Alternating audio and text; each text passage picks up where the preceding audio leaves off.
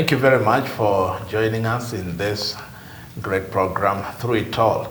It's a program and a forum that we come together to share about our lives, because life is a journey. There are things that we go through, and the most interesting thing is that the things that you went through probably 5-10 years ago, somebody else is going through the same experience today, and what you're going through right now, probably somebody else went through it some years back, and therefore we come and share to build, to encourage, to be able to help each other through the journey of life, because I'm realizing the journey of life we need the support of each other. Kwa hivyo karibu sana katika hii program ya Through It All, and have no doubt katika mazungumzo yetu ya siku ya leo, mawasiliano yetu yatakuwa baraka kwako, kwa maisha yako, kwa familia yako. And no matter what you're going through, I want to say to you, take courage, because there is an encouragement about to come. We are going to hear some testimonies, and I believe those testimonies, they will be a great blessing to you. So welcome, and the Lord bless you. My name is Bishop Peter Ndungu, and well, I want to introduce a wonderful couple here with us today. But before I do that, I also have Pastor Peter Njiiri here with us, so he can say a word or two, and then we will go to our guest today. Thank you. Thank you, viewers. We want to welcome you to take this journey with us. We want to believe that as we receive this testimony from our friends, this testimony will bless you, this testimony will build you, and I hope you'll be able to relate in one way or the other. And through what they have gone through, it shall bring healing in your life, and I know that we'll be blessed together. Thank you, Bishop. Thank you. Indeed, I believe what you're saying, healing, life has words. And I'm reminded the words, the word of God that says, by his stripes or by his wounds, we are healed. Meaning, Jesus was wounded so that we can be healed. And that is so true. Even in our lives, through our words, we are able to heal other people. So, karibu sana, Dennis and Susan. I sincerely welcome you to this program, Through It All. And I want to first start with Dennis and tell us who is Dennis Gitonga, and a little bit of where you're coming from. Thank you, Bishop. Thank you, audience, for watching this program. My name is Dennis Gitonga. As Bishop has said, I am a father of two. Boys or girls? I am a father of two girls. Two girls? How old are they now? My firstborn is 12 years old. Wow. Yes, and our secondborn is 5 years old now. You still look very young. Okay, nice to Thank you. have you here. Thank you, Bishop. Where were you born? Where did you grow up?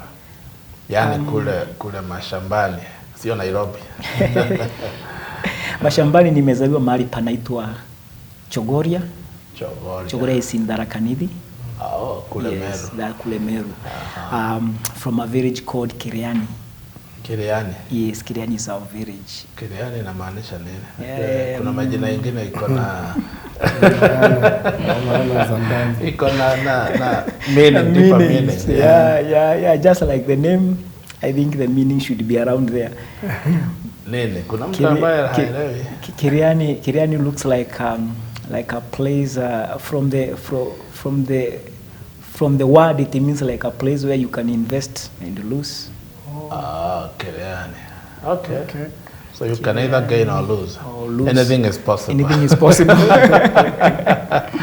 Uko ni Meru. Uko ni Meru. Sasa hapo ndio ulizaliwa. Hapo nilizaliwa. Ukalelewa, ukaenda shule. Okay, tutarudi kwa hiyo. Wacha kwanza tumpokee Susan, who I believe is your wife. Yeah. Hey, Susan, karibu.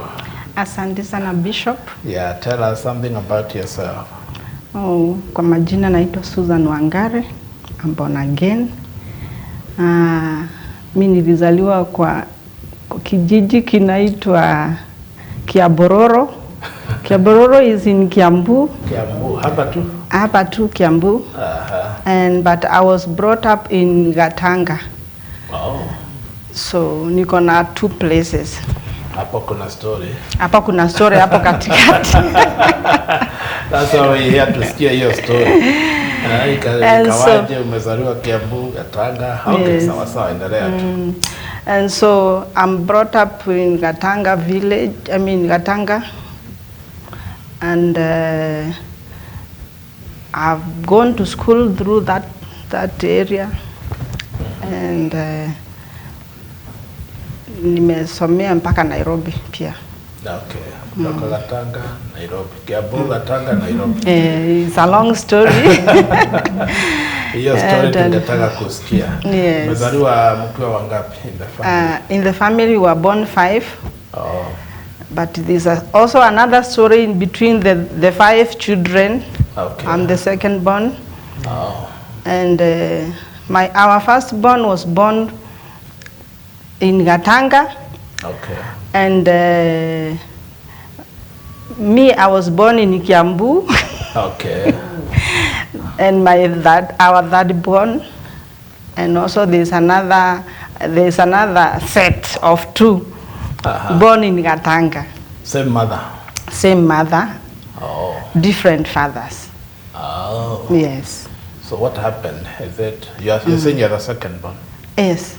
So wa kwanza akazaliwa Gitanga. Yes. The second one in Kiambu.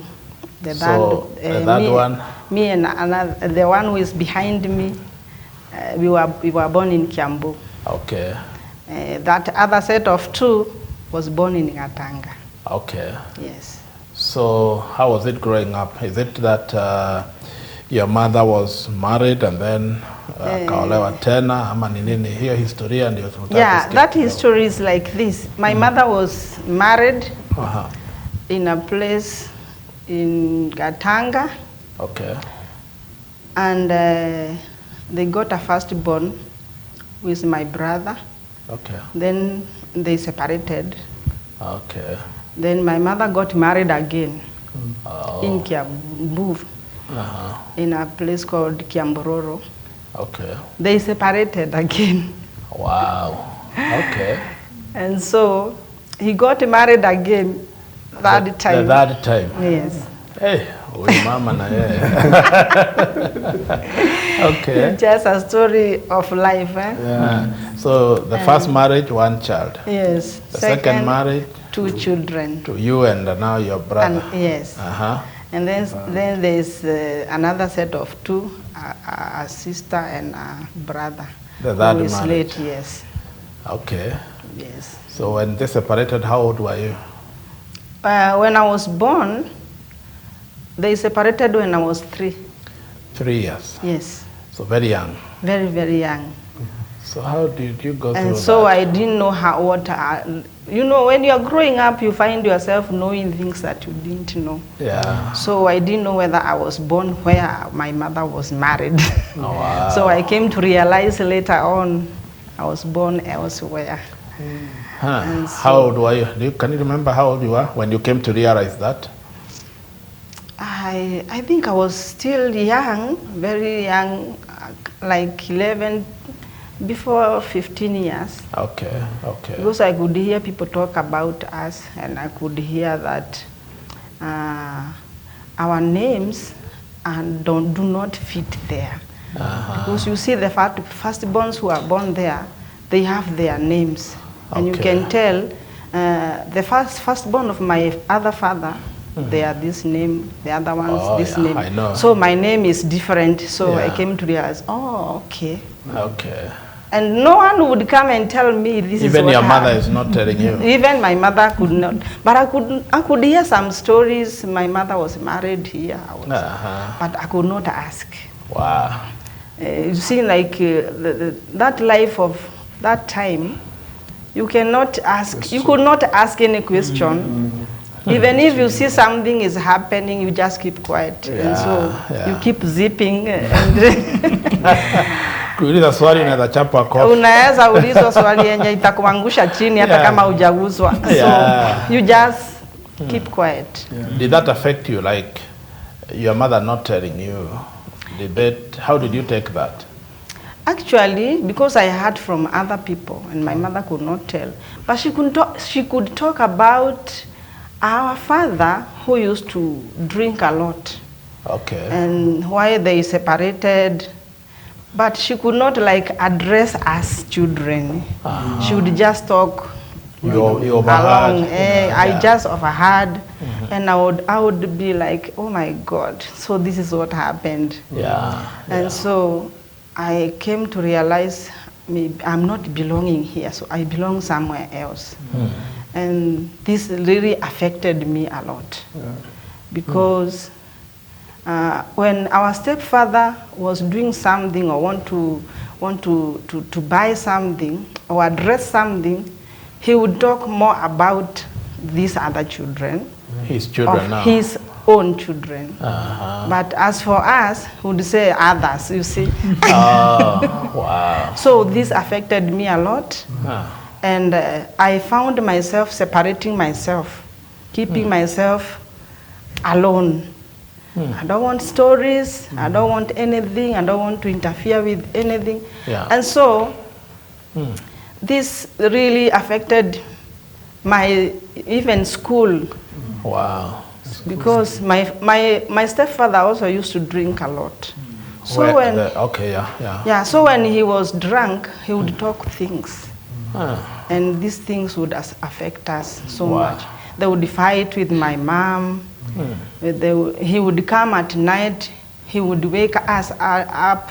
We would go out and sleep there, wait for him to cool down, sleep. Then we sneak in. How old are you now? About what age now?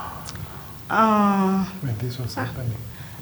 When this was happening, I was around 15 there. Still young, teenager. Yeah, I was just a teenager. Wow, wow. So if you are to be asked, we call this, blended families. Yes. What would you rather? Would you rather mama ambie watoto ukweli ama watoto waweze kujua hiyo maneno huko, for them to know outside, without the mother sharing the story? What would you rather? Kama ni wewe, knowing what you know today, what would you rather say? Me, I would rather tell parents to tell their children the truth.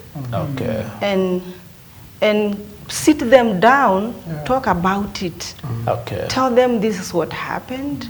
That's why it is like this. This is why you are called this name. This is why we are going through this. And with that, a child will be growing knowing that, okay, it is not her fault. Or it is not my father's fault. It is not also my fault. So a child will grow knowing, okay, this is how life is. And for that case, if that family knows God, let the parents talk about God. And tell them that with God, all things are possible. And God can change things. And they become better. Because this is not the life you wanted. And no one would wish a child to go life like this, you see. And so that's what I would wish for parents to do for their children. Wow. But now that is behind you. We'll come back to that and know, are you still struggling with that? Or did you get healed? We'll come back and know how you got. Let's go to Dennis. Tell us more about your family, and maybe she's talking things you didn't know or you've never heard. You share the same story. Yeah, I know a bit of that. Okay. We've discussed, I know the history. I actually, even the latest one, just happened, some things just unfolded a few months ago.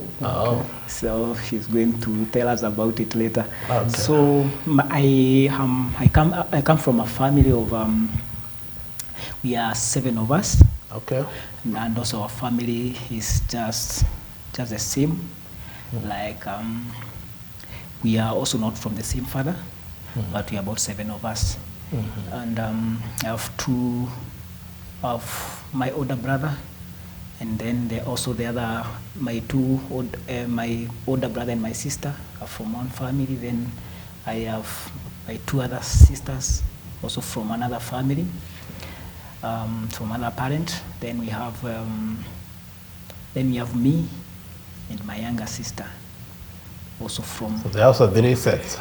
Yeah, there are also 3 sets. That's why you got married, or? From different mothers. That's interesting. Yeah. Wow. Yeah. Wow. Okay. So you are in the third, the first or the second or the third marriage? I'm in the third marriage. Third marriage. Yes. Wow. How many are you in the third marriage? We are 2 of us. 2. Me and my younger sister. Okay. Yes. And the others are there. You said all of you are 7. All of us are 7. 7. Yeah. Wow. So how was it? When did you come to know there were 3 sets of children here? I actually knew it just a few years ago. When I was, few years? Yeah. Wow. I knew it just a few years ago, just like 10 years ago. Wow. Yeah, I was old enough to understand things and just overheard. When you're married, I believe then you are still married. 10 years. Yeah, 10 years I was married. Yeah, I was still married because I overheard it from someone, and he was talking about families, and it's like you and this one, you don't share the same mother. And I was like, but along the way I came to I've gone through it, and I've understood it was that's life. And actually, as it doesn't bother us much, because it's like we have that union within ourselves. So it's like the other's problem is my problem, my brother's problem, my sister's problem is my problem. So we are one. We live as one family, and we actually, even the one that one of our brothers who was taken by the father, he doesn't live with us, so he went back to his father. But we still embrace each other like brothers and sisters. So it's not that kind of a big problem. Interesting. Yeah. Hey, Pastor Njiiri, what are you hearing? I'm hearing a people that has been brought together, and they are almost sharing the same story. So I think it is easier for them to understand each other because maybe the challenges that Pastor Dennis has gone through growing up and the wife Susan are almost the same. Because when we have set children from different fathers, maybe there are also some challenges that come with that. It's not the best way of doing family, but then if that has happened, the children don't have any, they are not to be blamed, but also the parents are also not to be blamed, because sometimes circumstances will make people get themselves in that kind of a scenario. But I think, as you're saying, being able to live together in peace one with another and having that understanding, and of course getting to know, I think that's very helpful, because then you know how to handle each other, and people are not careless now with the words. And I think, Bishop, because of our culture, sometimes people fear to talk about some of these things, and parents sometimes don't know how to say it, you know, and so you realize that the children will know from the neighbors, sometimes with some relatives. You know, you get that uncle who sometimes when you want to say something, he will go drink, then come when you have a reunion, and then they will spill the beans, and they will be saying, oh, the dirt about the family. You don't belong here. You don't belong here. But, well, if people are able to, by the grace of God, be able to live together, I think what is important is being able to live in peace one with another. Yeah. Very important. So when you came to learn this Dennis 10 years ago, Yes. how did that make you feel? It made me at first to feel like I was shortchanged for so long. I would have known it earlier. Maybe I would. Then I was looking at what was happening in the family. I was like, that's why this and this maybe used to happen. That's why we didn't. My mom had to go maybe to school and leave us with our grandmother. And you begin to refresh your memory. To refresh and put things together in their place. But I think it's just because I was a little bit older. Now it didn't really bother me so much, because now I would tell myself, okay, I've known it now, but I'm able to embrace them and and go on with life. Yeah, regardless of where I was born or how I was. But. Yeah. What would you rather? If I know there could be parents who are listening to us, and maybe they're in that kind of situation. What kind of advice would you give to a parent struggling, trying to hide from the children, or you are not born, at this time, or maybe there's a different father or something like that? What do you tell those kind of parents? I would tell parents to disclose, just as she said. Because I feel that when you tell your children about the relationship, that actually even the future relationships that may affect them, even in their prayer time, they are able to even know even what to pray about. Because some of these things, some of the relationships that we parents get into, or even maybe us right now, would get into a relationship that maybe would be maybe occultic or something, and they come to follow your generations. Now they don't even know what to guard themselves in. But now when you disclose yourself and they're able to tell now this one, I think we need to cut this relationship, maybe discord or something. Yeah. Wow. So, well, I believe there are people who are listening and they can relate to that. Maybe in a family setting where children are born different, mothers or fathers and all that, blended families. And I think it's important to share information. I always say, even trying to conceal or to hide things, it also takes a lot of energy and time. So I think it's important to bring out information, let the children deal with it. I don't know why do you think people refuse or feel a bit shy or hard or difficult to share this information? Maybe from your own analyzing the whole situation, and maybe Susan will also tell us, why do you think parents struggle to share that information? It's a little bit hard, Bishop, because when I want to disclose about it, when a parent wants to disclose about it, he also looks at how old this child is and what are you trying to feed into the head of this particular child. And some of the children, and maybe in the families that we grew very rebellious. And when a child is rebellious and you tell them their father is this and that, some of them even they run away. They don't want even now. They wonder why did my mother have to be with this kind of a person? And if it's in case of a father, they ask themselves, why am I suffering here when my father is messing up his money up on the other side? So it also brings some confusion and some. So they don't want to bring that strife in the family. I think that's one of the. So they're making it to bring strife.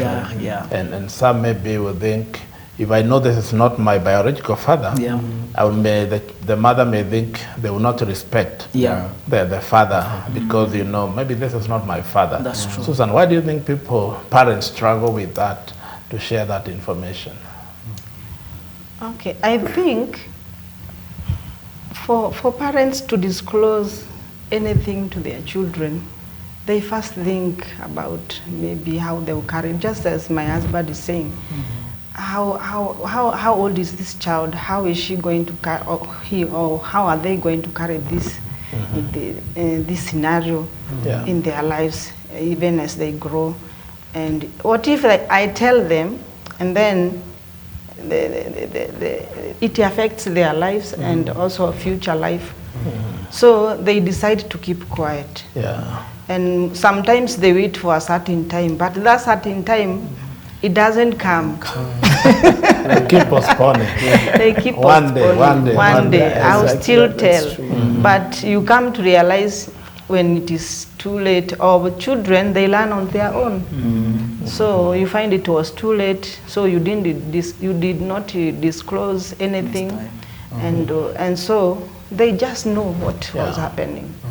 Yes. But what we are saying, instead of children knowing, trying to discover later on, I think we'd rather share the information with them. So, well, let's continue with the story. Now you are in Gatanga, Kiambu, Nairobi, and all that. So how did life turn out to be? And maybe you can also, there's a question I'd asked you, how did you, after going through this and you felt like betrayed, you are never told the right information, How did you get out of that? There could be somebody who is maybe just discovered a few months or a few years ago that this is not my biological father or mother. I mean, how did you overcome that? Actually, when I was growing in primary school, I would feel so bad when children are talking about their father. That is after I discovered that my father that is with me is not my biological father. And so I would feel so bad when they talk about their father. And the father that I have does not care a lot. And so that's why I felt like that. But I came to realize, this is just life. Because I don't think there is any change there's nothing that will change this because I'm already there. And my mother doesn't talk about it, but I would hear from others. But I decided, let me just keep quiet. And so I decided to keep quiet and say, it is life. It is life. And it not is pain. life. You don't feel pain today. This was never. As for today, I'm out of that. You are free, which is good. It's very important. I'm free. Dennis, do you have any pain talking about it? Or Not really. How did you overcome that? How did you get out of that? There are people who hate even their parents and feel bad, and how did you overcome that? I think some things you can't change them, as she says, and then since you can't change them, you have also to learn how to move, to move ahead, to forge ahead, because now if things that you cannot change, you don't have really to just sit there and just allow them to just bring you down. Because like now there's nothing I could do about it. It's something that happened many years and no control over it. So so I think that's wisdom. What you cannot change, you cannot change. So leave it and continue with the life. Life goes on. Anyway, so that you're not stuck. Because there are people who get stuck. Oh, I just discovered this. Why didn't you tell me? This is why maybe my father didn't like me. I was mistreated and all that. So I think it's like you're saying, just understand. Of course, things were never done the right way, but again, move on with the life and continue. So before you tell us how you met, maybe you can share with us. Now you have gone to school and all that. What have you done? Have you been in business or employment? Tell us a little bit about your story, starting with the Dennis.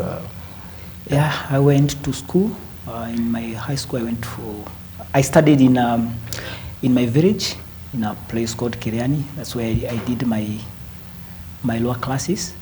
Then I went to a boarding school around somewhere in Chuka, and I completed that. Then I joined Chuka Boys High School. That was way back in 1994, around there. I completed in 1997. Then from there I came to Nairobi, and I started doing. That time things were about computer. Everything was about computer and all that. So the first thing when I came to Nairobi, I think I liked computers. But when I came to Nairobi, I realized that I had this passion about medical lab. So I went to Nairobi Technical.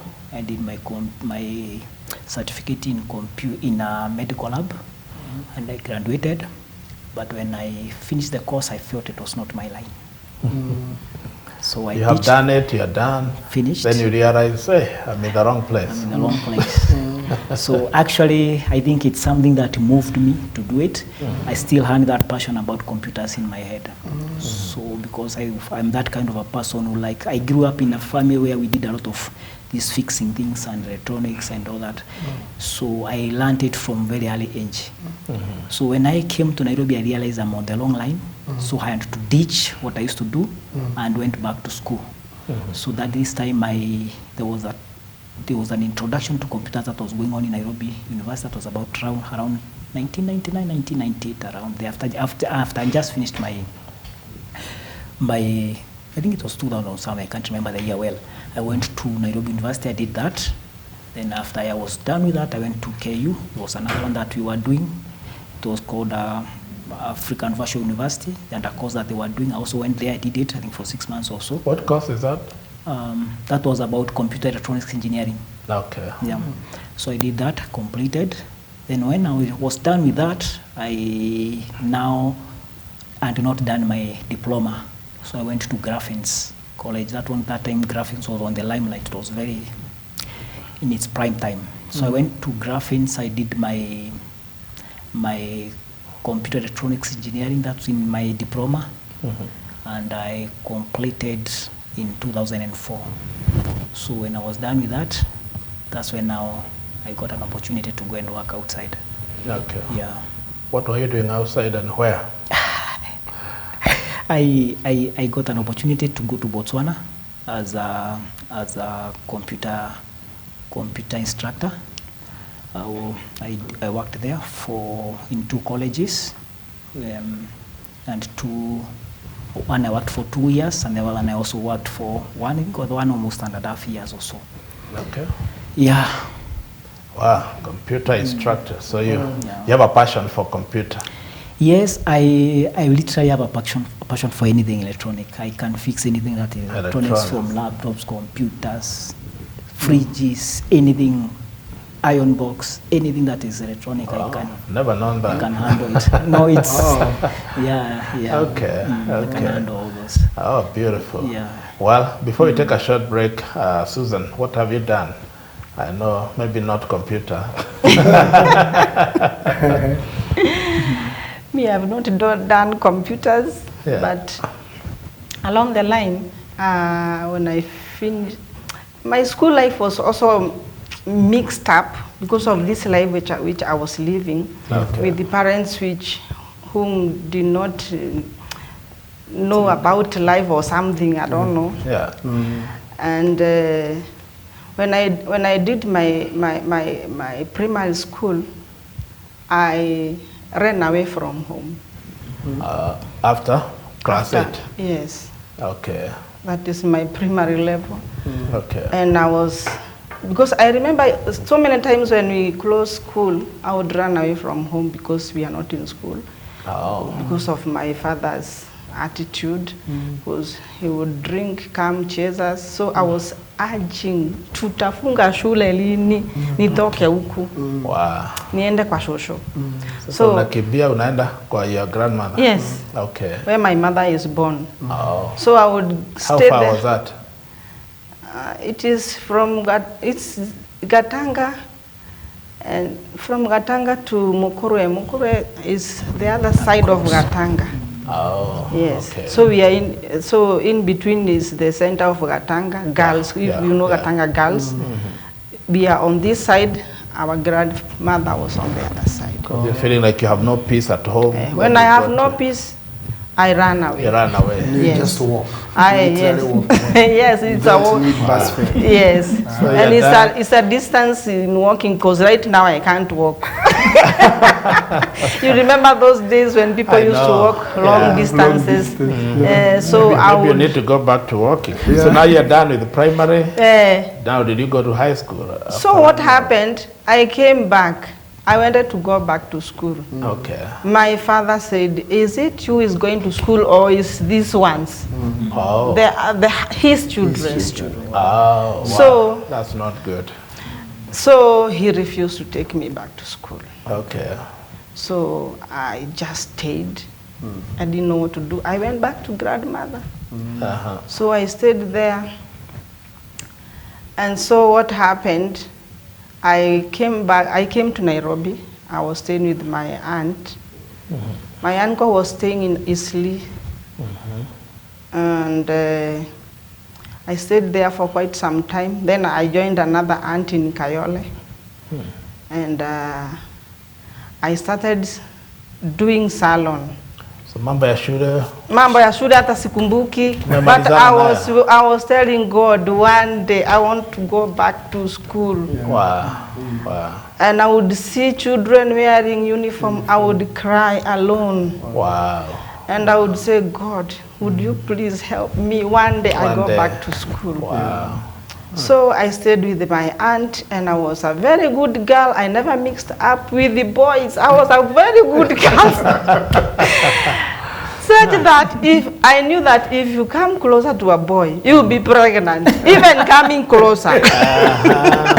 So you ran away. So I used to run away from See a boys. boy, you run away. I ran away. So if anyone wanted to find me in church, in the house, or at work. Wow. That was only the place would find me. And so now you are working. I'm working. Where are you working? I'm working with my aunt in Kayole. In her salon? In her Wow, salon. hold it there. Well, we'll take a short break. Quite an interesting story here, and we'll come back and hear more from Susan and Dennis. Now she's working, mambo ya shule wamemalizana, sijui kama alirudi ama ilikuaje, and running away from every boy that you see. Well, we'll come back and hear more. Thank you so much. Just stay there. We'll be back in a minute.